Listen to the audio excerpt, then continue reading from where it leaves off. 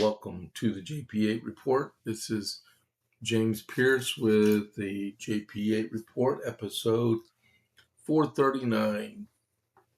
Welcome and very good early morning to everybody.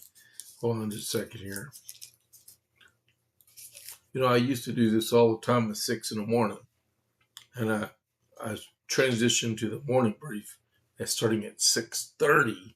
So I'm used to doing 6:30 to 7, and so I'd be watching Chad Prather at this time, and then just ramping up to get in here, do this, right?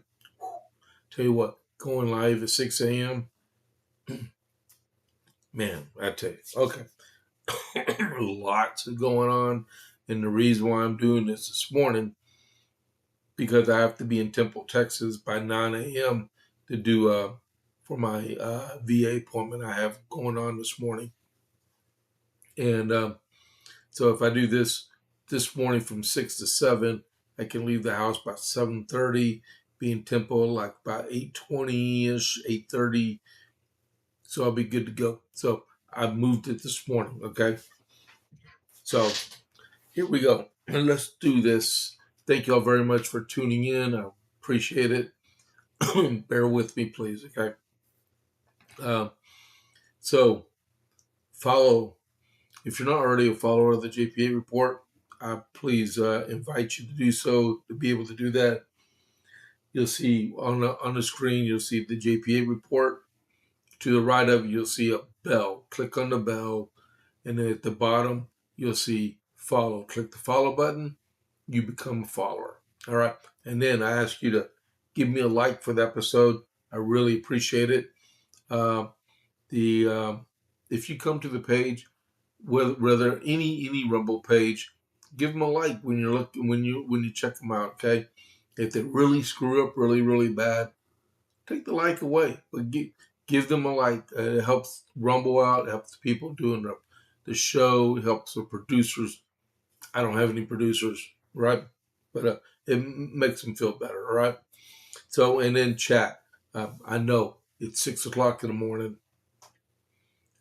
and nobody wants to chat with nobody at 6 o'clock in the morning, I think, unless you're on Chad Prather's show, Before the Noise, which is great. I'm telling you, since I don't normally do this anymore at 6, I do it at 6:30. Before the Noise, that's Chad Prather, is an awesome podcast to watch first thing in the morning. He does a very good daily devotional. You should check it out. So go to on Rumble, go Chad Prather, and then click on Before the Noise. He's on Monday through Friday, 6 a.m. to 7 a.m. Central. Check him out, okay? Okay, so JP8 report.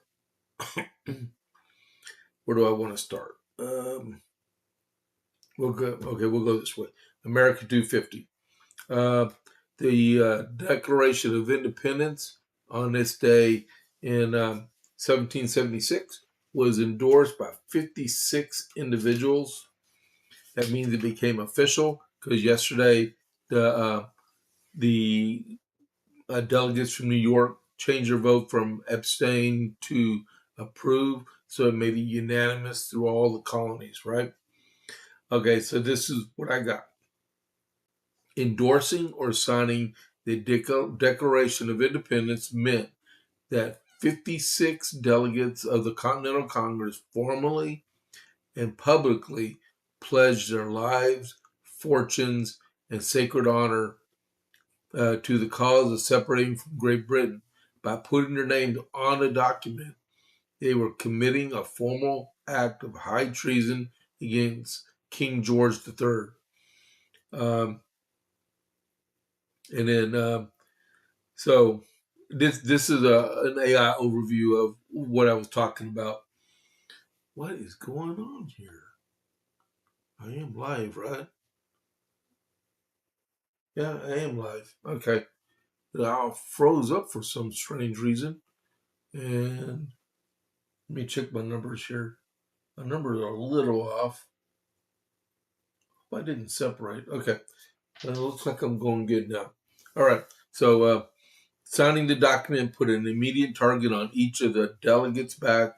Under British law, treason was a capital offense punishable by execution. The delegates knew they had to win the Revolutionary War or face being hanged. Only soldiers were shot. Everybody else was hanged in those days. The physical act was an unbreakable agreement. The delegates united all 13 colonies against a common enemy and pledged to protect one another in the fight of freedom. And endorsing the document transitioned the colonies from a group of rebelling subjects fighting for representation into an official, independent nation with authority to seek foreign alliances. And that was the other two sections, is the Articles of Confederation and the Committee to be able to get foreign alliances and treaties. All right. All right, next. The armament shop.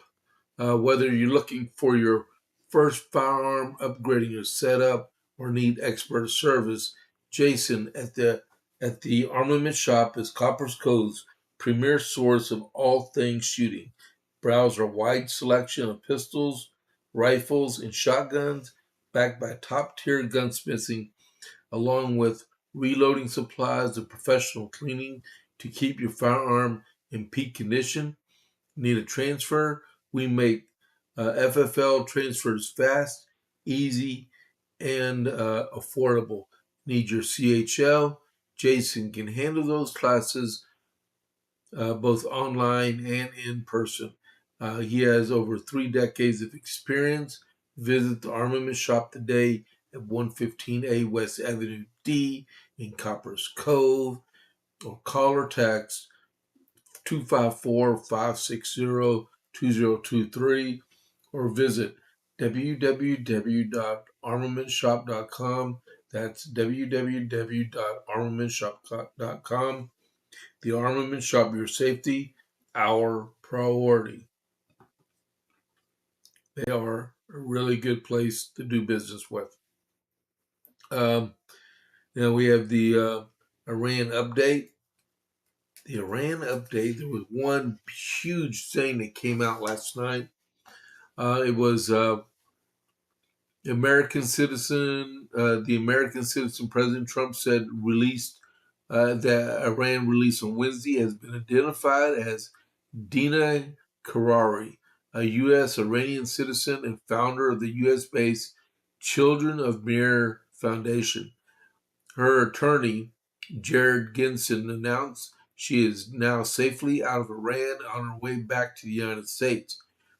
Ginser said Karari had been unable to leave Iran after being accused of collaborating with a hostile state in espionage.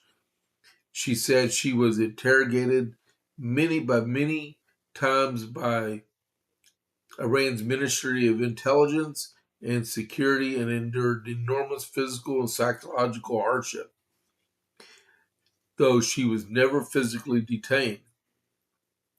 Ginser said Karari's nonprofit, the Children of Mir Foundation, provided assistance to impoverished children in Iran through private donations under an Office of Foreign Assistance Control license. That's something you can get from the State Department.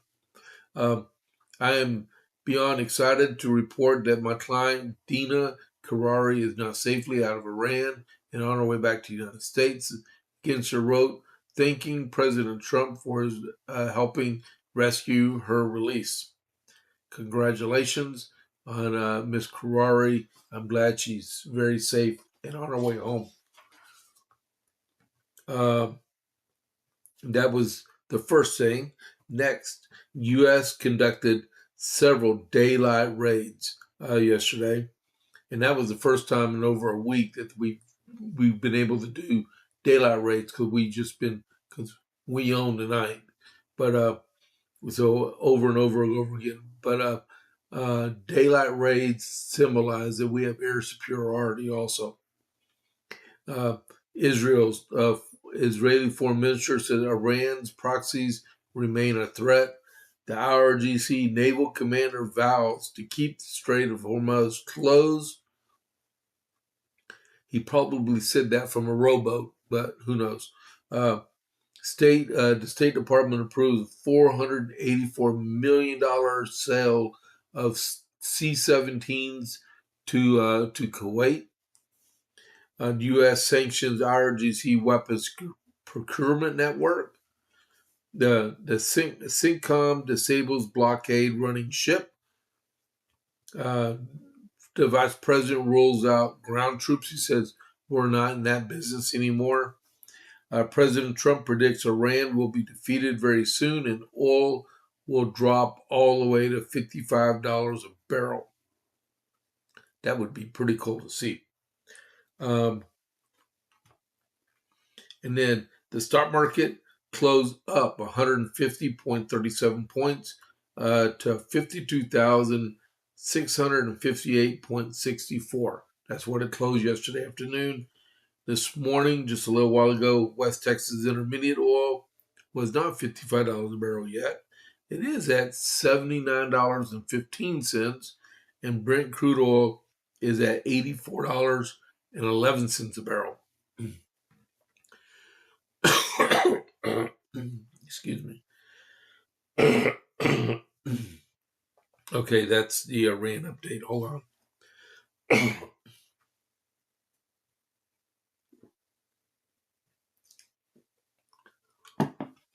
All right, so I'm doing good on my speed. Great. I have a restart warning. I'll get that going after I finish the podcast this morning. Okay, so that's our Iran update. Announcement wise, we have today in Killeen, we have the Pints and Politics at Area 254. That's at 6 p.m. And then that's at 901 South 4 Hood Street. That's where Kmart used to be. Just look for the Raising Cane sign because that thing's the tallest sign in the area. You go in that shopping center, you go into Area 254, go to the right, go to the stairwell, go upstairs to the upper room, and there you go. 6 p.m., see Chip Howe. All right. Next announcement is Smoking Hot Conservatives. Also, Chip Howe, 6 p.m. It's at 4110 South Clear Creek Road at the Leaf Affair. It's a cigar shop. Local cigar smokers who are conservatives get together there to talk politics, smoke cigars, and relax. All right. Next, Pints and Politics in Gatesville, Texas. This is one I usually go to, 6 p.m. Next Thursday, the 23rd of July, at Rancher's Steakhouse. It's at the intersection of U.S. Highway 84 and Texas 36. Right? Really cool. And he said Gracie the Giraffe, they actually got her to be the MC for for next Thursday. If you know, you know. Okay? If you don't know, there was a giraffe that escaped the wildlife habitat here in Texas, and she was wandering for like 5 days until they found her. All right, so next, that was pretty cool. The 25th of July is Coryell County Republican Women. That's at 11 a.m. on Saturday, the 25th of July. At 1802 Martin Luther King Drive. That's Trinity Worship Center in Coppers Cove. And Dr. Mark Fulmer will be speaking, and he's going to be talking about Islamicism, which is the geopolitical implications in the greater context of the Red-Green Axis. All right, and then go back to camera. There we go. And the last announcement is on the 28th of July. I do not have a graphic for it, though, is Coryell County Republican Party. And we're going to meet at 6 p.m. in Gatesville at the junction on Route 36, and it's our monthly or periodic CEC meeting, and we're going to be mainly talking about probably the because we haven't got an agenda yet. We need an agenda pretty quick, like though. The fish fry that's coming up in September, and the gun range that's coming up at the end of August. All right. So let's get on with the JP8 report. So first thing, I'm gonna make everybody mad. Okay, we're gonna talk about why is the lag so deep on this? This is crazy. Well, we'll talk about that first. We're going to talk about Joe Biden first, since I made that the title. So, Joe Biden's got a book. It's called My Promise, America. You know, I'm tired of hearing about Joe Biden. I have no respect for him. I know he was the president of the United States. I do not like him. I always remember what happened in August 2021 when in late July through August 2021 is when he executed the withdrawal and the retreat of American forces out of Afghanistan without a strategic concept on how they were going to do it. And it cost the lives, I believe, of 13 American Marines and soldiers. Unacceptable. Totally unacceptable. All right. He has no business being in politics at all. He's unforgiving. I don't care what he says. The man got dementia, and he ruled our country in little fiefdoms, little committees in an auto pen. That's how he ran. And all the people that got investigated, all the people that got imprisoned throughout his tenure as the president of the United States, unforgivable. All right, for what he did helped out with in Benghazi, unforgivable. Over and over again, the rights he sternly trampled on in the United States while he was president and vice president, unforgivable. All right, the so Linda Lee. Okay, she used to be a fundraiser, a big fundraiser for the Democrat Party. It says this, a former top Democrat fundraiser believes President Joe Biden is only doing himself a disservice by promising the public another explanation of why he decided to run for re-election in 2024, despite mounting concerns about his age and cognitive performance.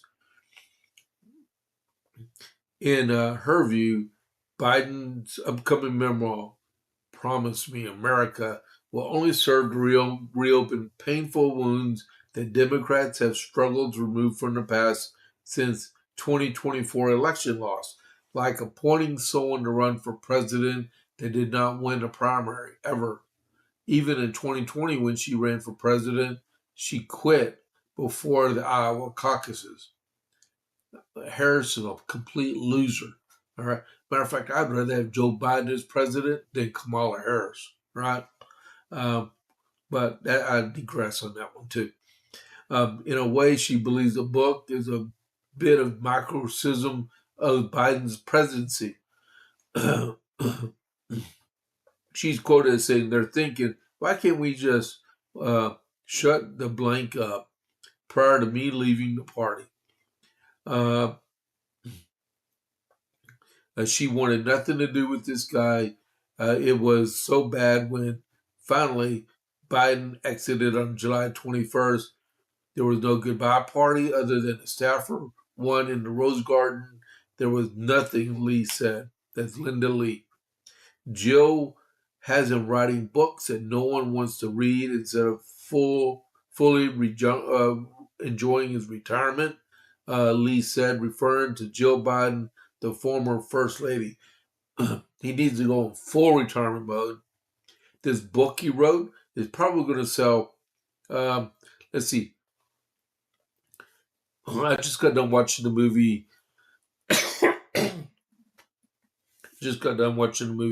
I Can Only Imagine 2. And Mercy Me's group manager wrote a book a few years ago, right? It only sold 113 copies when the movie was made. It's probably sold a whole lot more now. But even though he got a $10 million bonus for writing this book, Promise Me America, My Promise America, I can't even get the name right. I bet it sells less than 113 copies. I'm being sarcastic. It'll probably sell about 114 copies. But he needs to go in complete retirement. Step away. The book should have been released. So they were saying they were going to release the book in September, right? Then all of a sudden, out of nowhere, they said, no, it's going to come out in November after the midterms. What are the Democrats afraid of? Where they went to a publisher and said, can you please delay the publishing of this book until after we get our butt stomped in November? That's probably what happened, because if they release this book next month at September, like they were talking about, it would rip the Band-Aid off the wounds of the Democrat Party, and everybody would see the complete loser of and failure of a political party the Democrats are. How aristocratic and fascist, I can use that word, fascist, because they're so undemocratic, they're aristocratical, where they got a hierarchy of people in charge, and they just filter down what they want the people to do. And so you got all these rich, powerful people at the top that, I'll put it plain and simple. You look in Congress. Who are in charge of most of the committees in Congress? Old, rich Democrats. That's all. And the Republican Party, you know what we do at the Republican Party in Congress is that every 3 terms, every 6 years, you have to step down off your committee chairmanship, and another Republican takes your place. That's how they do term limits for Republicans in Congress, right? Democrats, they don't care. You're old and decrepit. Nancy Pelosi. Steny Hoyer. What's the name? Jim Clyburn. And it just keeps going and going. Yeah, there are some old people in the Republican Party, but nothing like you see in the Democrat Party. All right. Okay, let me go. Just like she had him out running, and she's talking about Joe Biden still. Just like she had him out running for president, the presidency that nobody wanted, not even Democrats. Instead of enjoying his retirement, he should have been in retirement 10 or 20 years ago, but they need the money. Biden described his upcoming book on a post Wednesday on X, probably on Blue Sky instead of X. That's where he needed to be. So all the people that really wanted to hear it could see it and take the stress of it away from everybody else. He said, it's about the challenges we face as a nation, about the decisions I made and why I made them. Biden said, igniting mockery on social media, it's about why I chose to run for re-election and why I chose to step aside, because you're a complete loser. The first lie about Joe Biden's book's launch. I've written a book. This is from Steve Guest. Joe Biden couldn't sign his own pardons. Now he's written a book which Democrats forced him to release after the midterms so he couldn't be in the news to remind people of just how bad he was. Clay Travis wrote that. Who in the world is buying this book? The Daily Wire's Brent Shire wrote, why would we, who do we think wrote this book? Who do we think wrote this book? A ghostwriter. And I probably bet the ghostwriter is Dr. Joe Biden. Did Otto Penn write this too? Missouri Representative Jason Smith's question. Man, it just keeps going. The guy just needs to go away. All right. Um, man, that's a cute picture of them too. She hates his guts. I'm talking about Linda Lee. Let's see.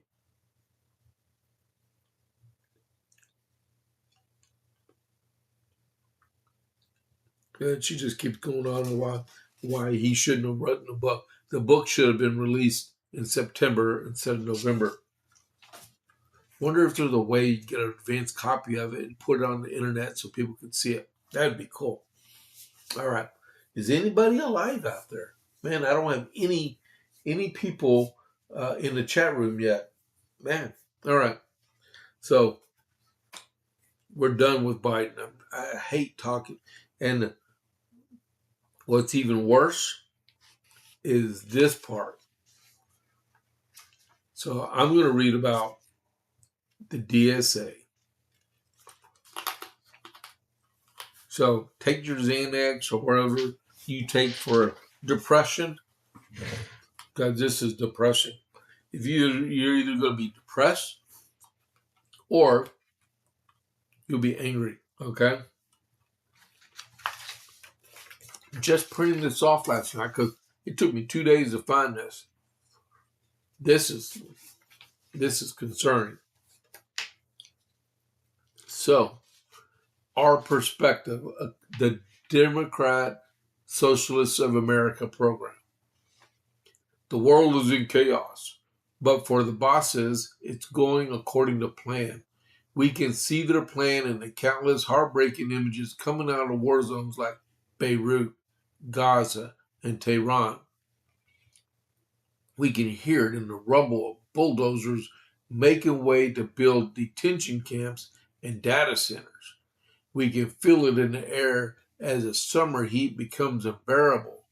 And in the pits of our stomachs when faced with the price of gas and rent. We're promised magical technology with AI, but in reality, the bosses lay us off and track our every move. The billionaire class is dividing workers against each other and making us desperate and miserable. The political and economic system under which we live is built on private ownership and profit at all costs. As capitalism fails to resolve problems on its own making, it turns to right-wing authoritarianism. Big business makes deals with the government to line their pockets, and politicians stoke hatred between working people instead of offering real solutions to unemployment. This is so hard to read. And to employment and the cost of living. They attack immigrants, communities of color, and trans people. This is the most fictionist thing I've ever read. Rather than fix our broken healthcare system, they push snake oil and circulate conspiracy theories. Republicans are on it. The Democrat Party is asleep at the wheel, and both are funded by the same criminal class of billionaires and war profiteers. Democrat socialists now know that no one has to live like this. If we lived in a classless society and governed ourselves, we could freely build a world without war or poverty. We could build a world where no one suffers for their race, gender, or religion, and everyone is free, equal, and cared for. Building this world is the guiding star of our movement. When throughout the ages people tried to live in utopian societies and it always failed. When we labor for our common good instead of private profit, we can all have a secure and dignified life and use our time and talents how we wish. To achieve this future, our class must organize. The DSA is building a party whose goal is a democratic society of the working class.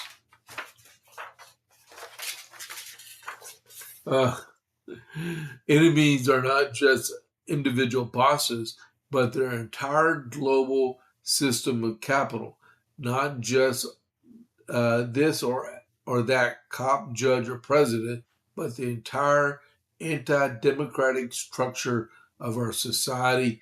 We are workers that are transforming society to win the battle for democracy, draft a new constitution, and create a democratic socialist republic. That should scare the living daylights of every single American in our country. Okay? I will say that one more time.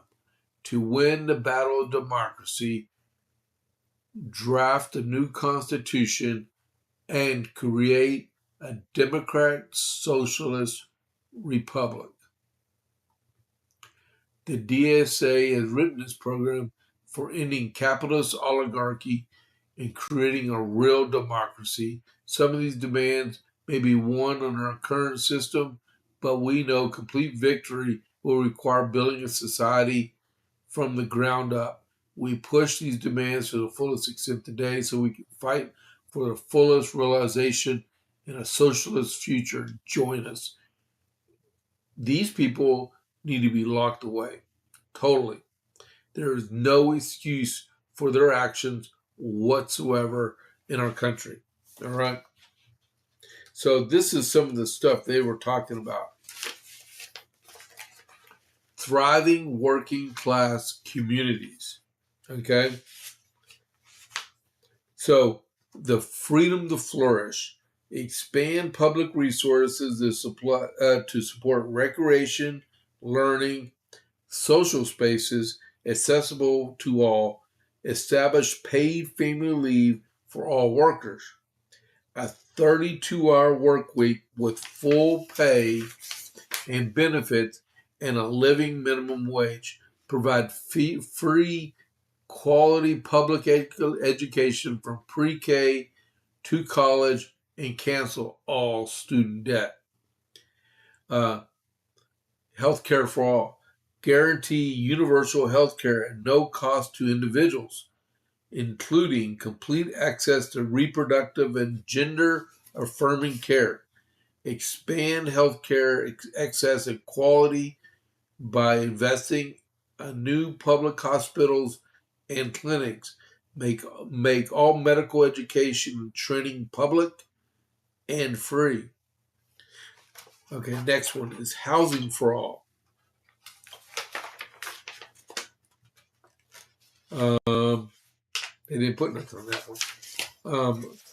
That page might have not printed off. Housing is a human right.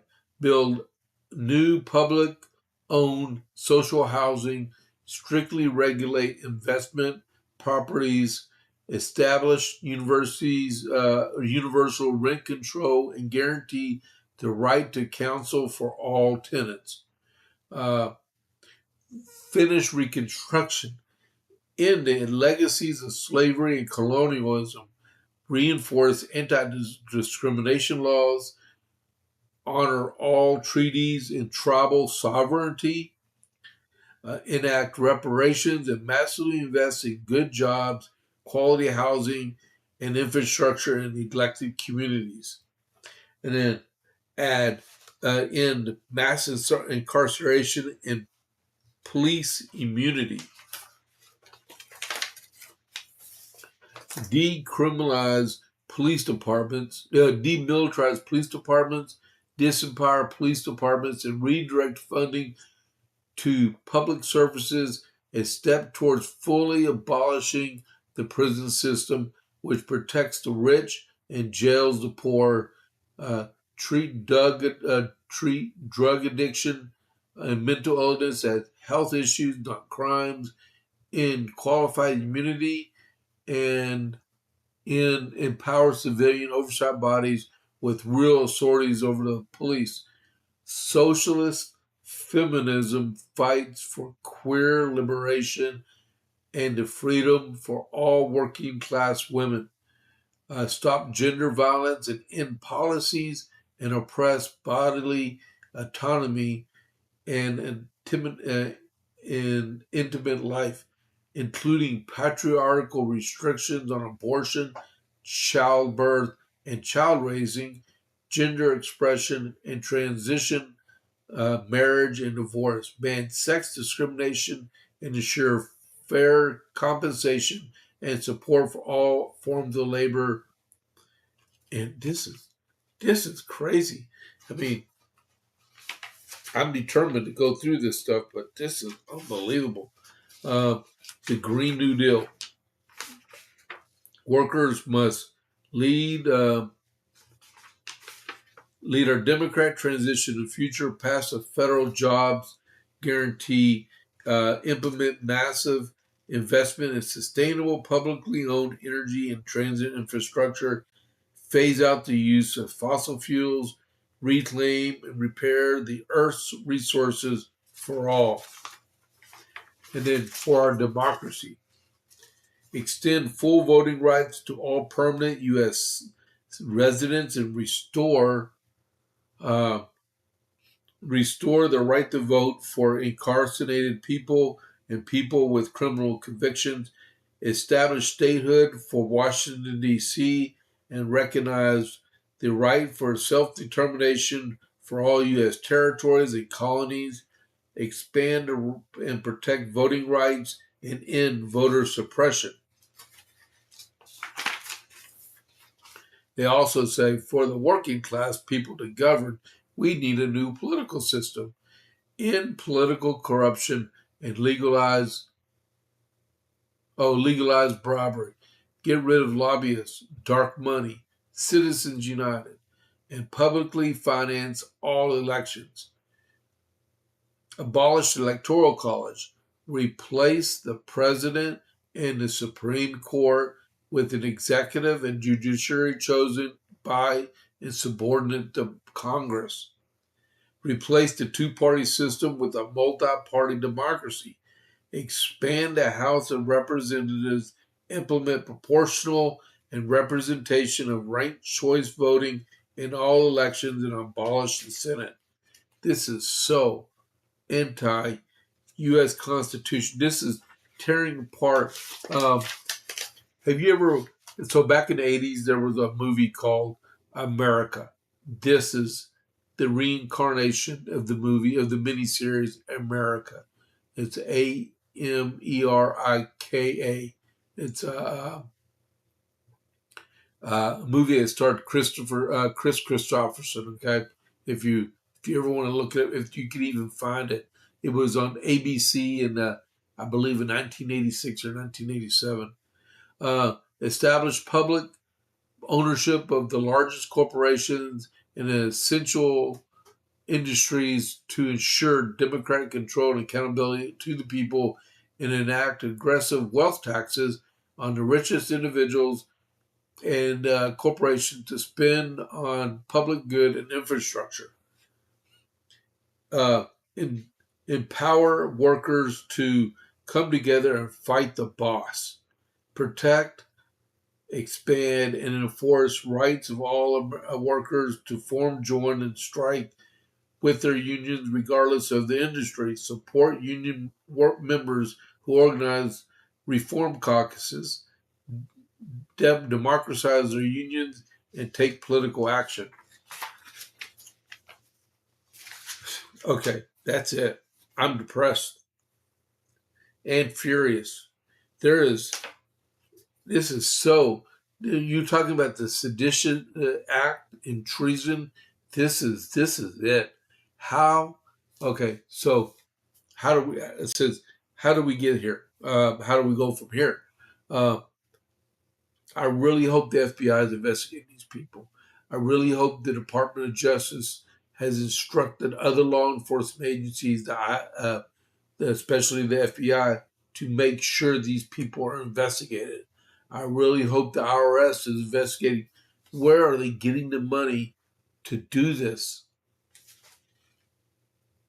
These guys are determined to destroy our entire country.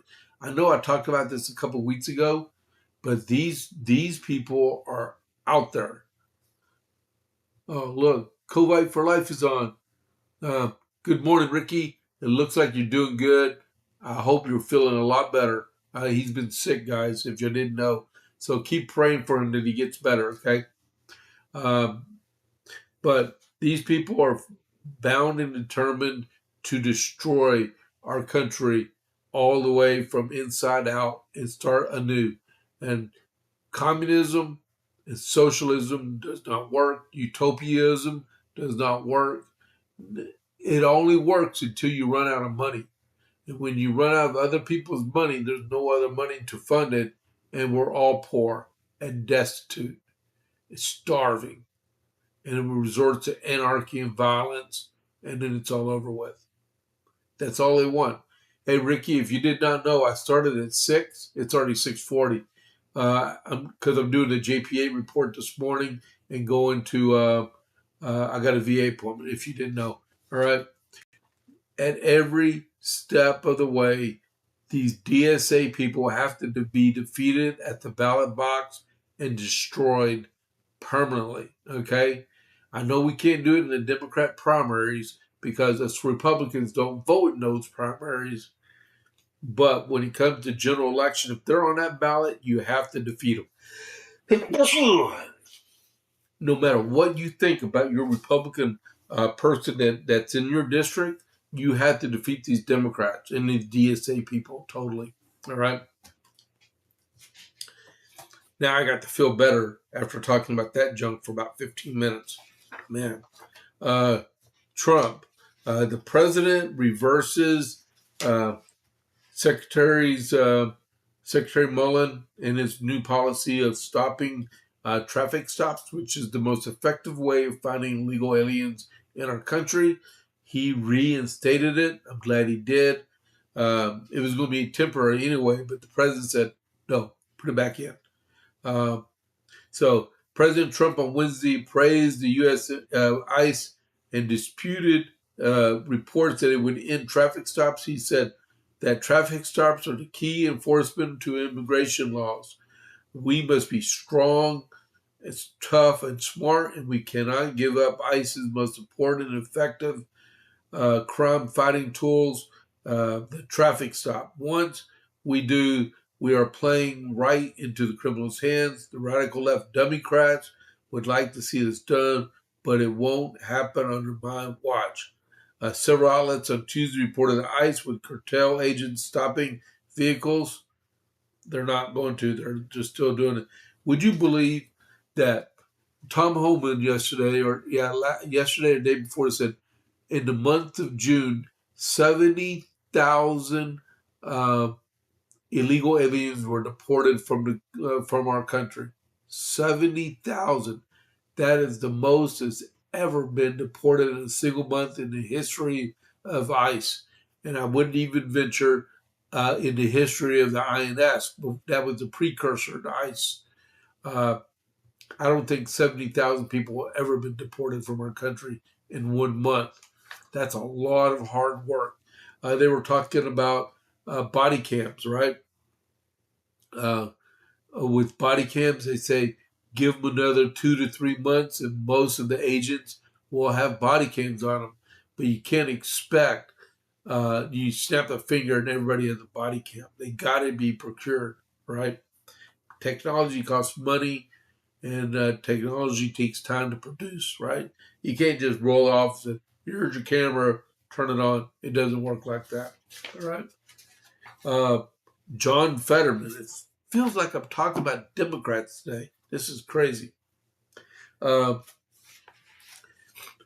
Fetterman says the red line for him for leaving the Democrat Party, and I hope he has his suitcase already packed, right, would be if the Democrats abandon Israel, right?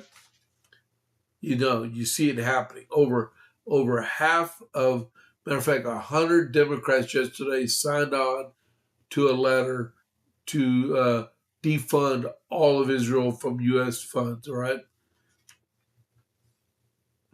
So John Fetterman issued a warning to the Democrat Party on Wednesday, stating that he would leave the party if it officially turns its back on Israel.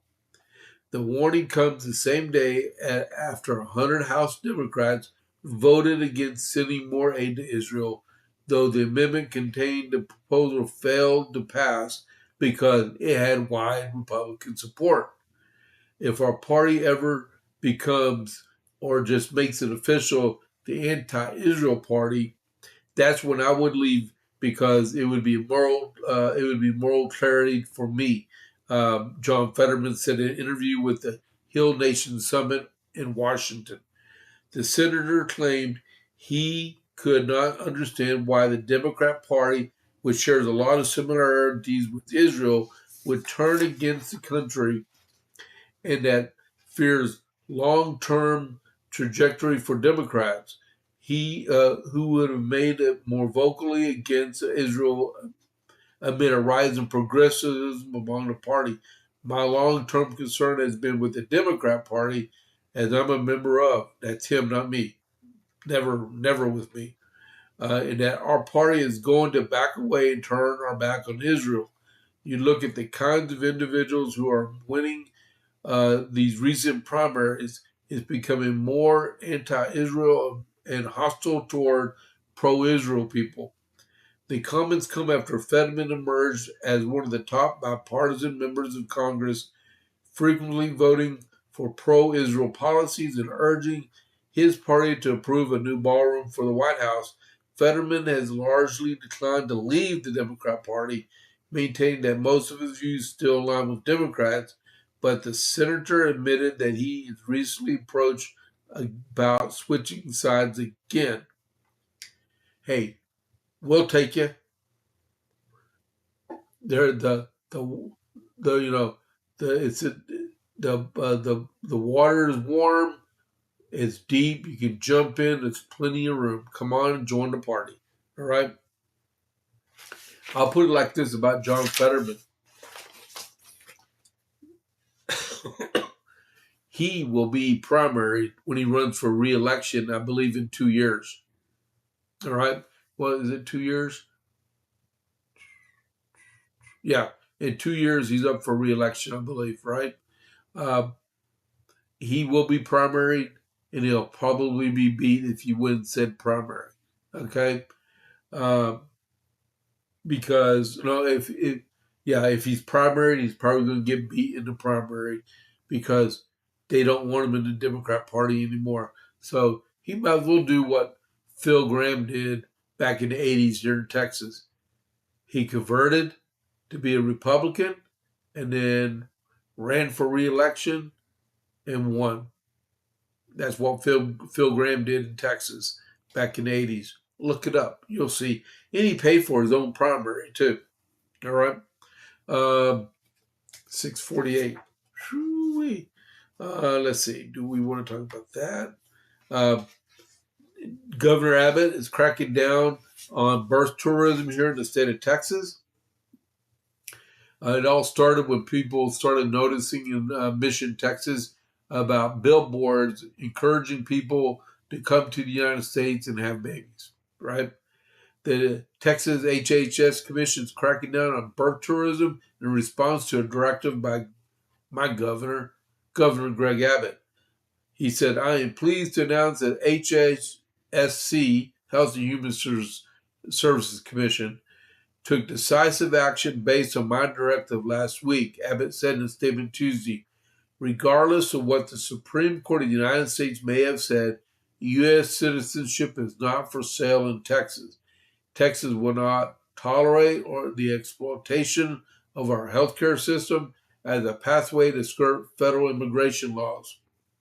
Last week, he directed state action to investigate one form of visa immigration fraud, birth tourism, which he argues will likely expand after the 14th Amendment's ruling. The court held that children born in the U.S. by mothers who are legal in the country have U.S. citizenship rights. A ruling, Abbott says, is missed opportunity to restore the original meaning of the 14th Amendment. Birthright citizenship has become a powerful magnet for illegal immigration that will forever change our nation if left undressed. Jim Banks has already addressed that in the Senate, right? But said his first directive involved HHSC investigating the Mission Regional Medical Center in the border town of Mission, Texas, regulated by HHSC. The facility reported advertising birth packages in South Texas to women overseas. The advertisements were reportedly targeting foreign national women to enter the U.S. to give birth. Yeah, okay. So we're effectively dealing with that right now. Yeah, Texas has always been at the forefront of combating illegal immigration. As it is now, we got the next evolution, right?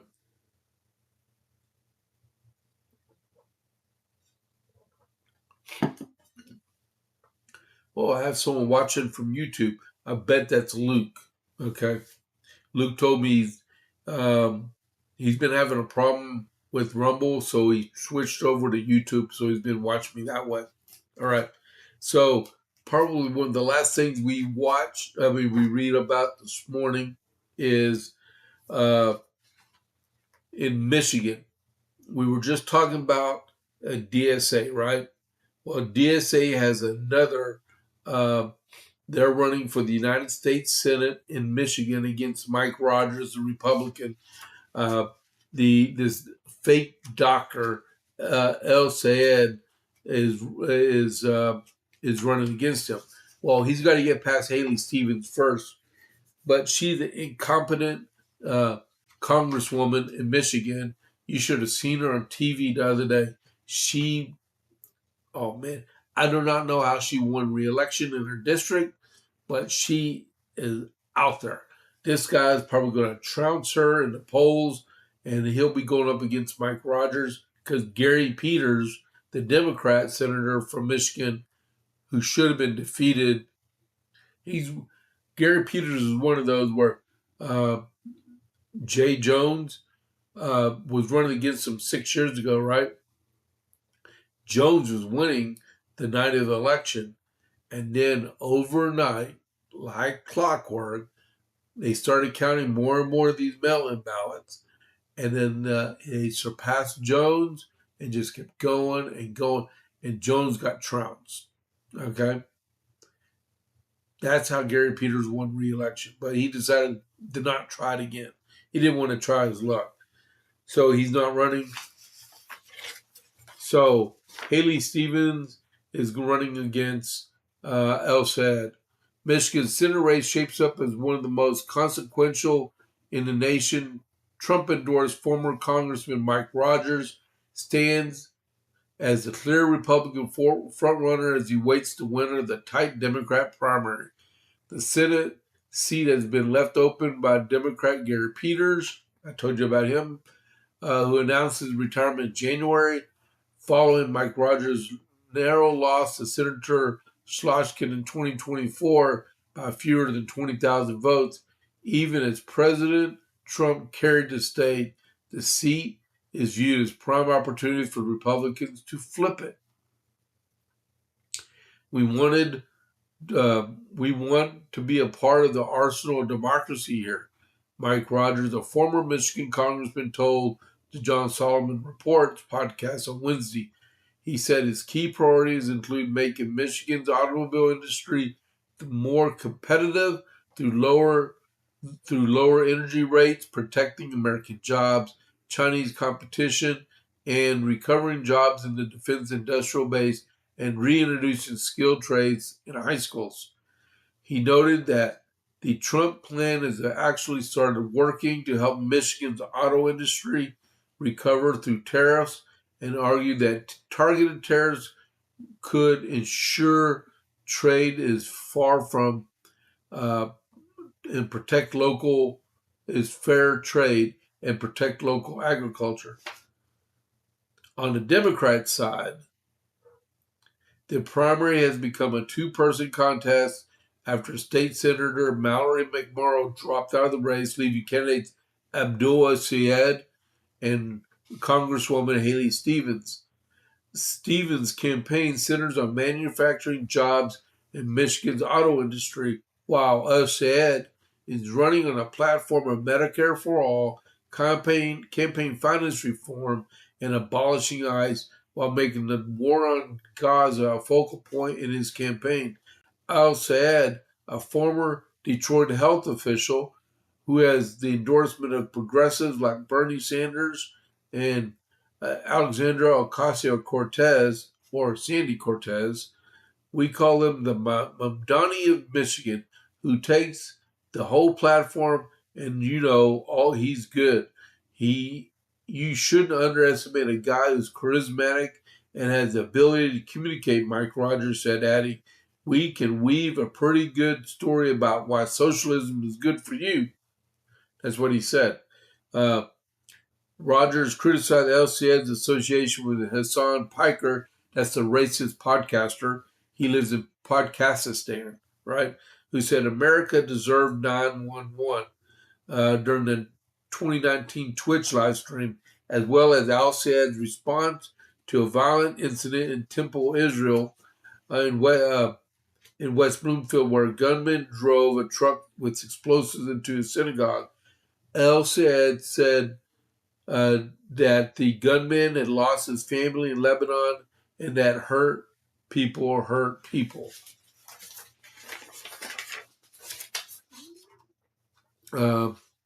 Rogers said that polls are indicating Al-Sayed could be the Democrat nominee, which I believe is true. He noted that Sanders and AOC are scheduled to visit Michigan this weekend for the People versus Powerful tour, noting that they're drawing thousands to their rallies. What's a little terrifying is young kids. We're not sure how they're getting all this, or younger adults, I should say, they kind of marching to this drum and talk about how bad America is, said Rogers. The other contestant, Haley Stevens, is backed by the establishment wing of the party and groups like APAC, who the DSA people despise with all emphasis, right? Mike Rogers called Stevens a liberal congressperson that we would think is too liberal for Michigan, but not liberal enough to leave to be the left of her party. Stevens voted against rejecting California EV mandates, which have been terminated by President Trump. It keeps going. Hopefully Mike Rogers wins this. But the only way you can defeat him is get out there and vote against him. Mike Collins is the right choice, no matter what. You can't have Abdul Syed in the Senate. I mean, he would turn it up on its ears. You get, and a lot of these Democrats say, well, we have room for the DSA in our party. But like we learned in the Republican Party, if you have a narrow gap between majority and minority, and you're the majority, and you have more than a few of the people in your extreme part of the party, you can dictate the agenda of said party, or you can threaten to have the party shredded. That's how it goes, right? So, 6:59.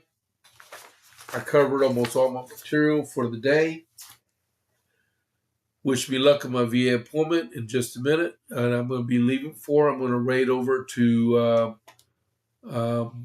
Vince in just a second. So I hope everybody have a great day. It'll be a regular schedule tomorrow for the JP's morning brief at 6:30, and then the JP8 report at 8. All right, those are central times.